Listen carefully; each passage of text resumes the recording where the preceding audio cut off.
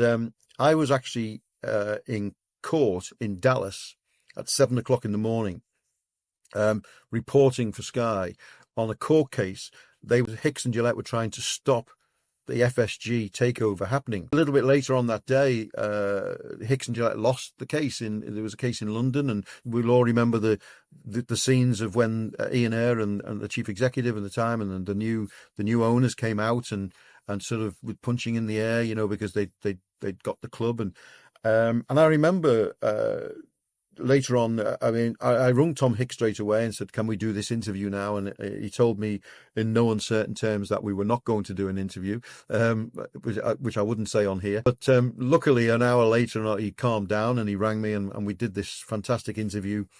And then he said to me, "Look, if you're not doing anything this evening, I'm going to the Texas Rangers." He owned the Texas Rangers, bought it off George W. Bush, actually, and I was doing nothing else in the hotel, So I said, "Okay," and we're in the back of his car, and we're going along, and this guy's just lost the club. He's just lost Liverpool, And I said to him, "What have you lost today, then, Tom?" And he said, "I've lost $76 million, but that's not why he was upset.